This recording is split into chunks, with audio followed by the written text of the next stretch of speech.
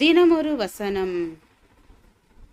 சங்கீதம் 25 வசனம் 10.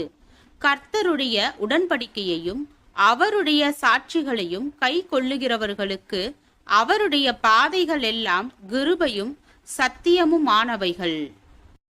நம்முடைய நினைவுகள் வேறு, தேவனுடைய நினைவுகள் வேறு. அவருடைய வழிகள் வேறு, நம்முடைய வழிகள் வேறு. அவருடைய வழிகள் ஆராய்ந்து முடியாதவைகள் என்பது வேதம் தரும் செய்தி. அவருடைய வழிகள் நம்முடைய வழிகளை விட 1000 மடங்கு சிறந்த வழிகள் என்பது உண்மையாயினும் அவைகளை நம்முடைய மனித நிலையிலிருந்து பார்த்து நலமானவைகளாக புரிந்து கொள்ள இயலவில்லை. இதுவே பல சோதனையான சூழ்நிலைகளில் நம்முடைய பிரச்சனை.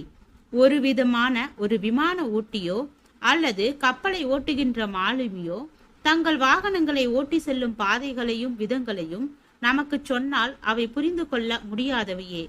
ஆனாலும் அநேகர் நம்பிக்கையோடும் இளைப்பாறுதலோடும் விமானத்திலோ கப்பலிலோ பயணம் செய்கின்றனர். ஏனென்றால் பைலட்டை அல்லது மாலுமியை அவர்கள் நம்புகிறார்கள். அதுபோல தேவன் தொலைதூர நலத்தை மனதில் கொண்டு நம்மை நடத்தி செல்லும் பாதைகள் தற்போதைய நம்முடைய பார்வைக்கு பிரியமற்றவைகளாகவும் குழப்பமானவைகளாகவும் இருக்கலாம். ஆனாலும் தேவன் மேல் கொண்ட நம்பிக்கையால் ஒரு விசுவாச கோணத்தில் பார்க்க ஆரம்பித்தால் அங்கே ஒரு பெரிய இளைப்பாறுதல் வந்துவிடும். ஏனென்றால் அவர் ஒருபோதும் சரியற்ற பாதையில் நம்மை அழைத்து போக மாட்டார். அவருடைய பாதையை நாம் புரிந்து கொள்ளாத பிரச்சனை தானே அன்றி அவருடைய பாதை பிரச்சனையானது அல்ல. ஆனால் அவர் அனுமதித்த சூழ்நிலைகளையும் வழிகளையும் விசுவாச பார்வையோடு பார்த்து நம்பிக்கையோடு இருக்க வேண்டுமானால் தேவனை நாம் அந்த அளவிற்கு அறிந்து அவருடைய நம்பகத்தன்மையை நிச்சயித்துக் கொள்ள வேண்டும். ஏனென்றால் நம்பத்தக்க ஒருவர் சொல்வதைத்தான் நம்மால் கண்ணை மூடிக்கொண்டு ஏற்றுக்கொள்ள முடியும். எனவே அவரோடு பழகுவதற்கே அதிக முக்கியத்துவம் கொடுப்போம்.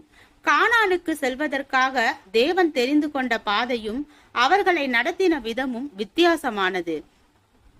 அதனை எளிதாக புரிந்து கொள்ள இயலாது. ஆனால் அந்த பாதையின் மேல் யோசுவாவிற்கும் காலேபிற்கும் நல்ல நம்பிக்கை இருந்தது. ஏனென்றால் அவர்கள் தேவன் மேல் கொண்டிருந்த நம்பிக்கையின் விளைவு அது.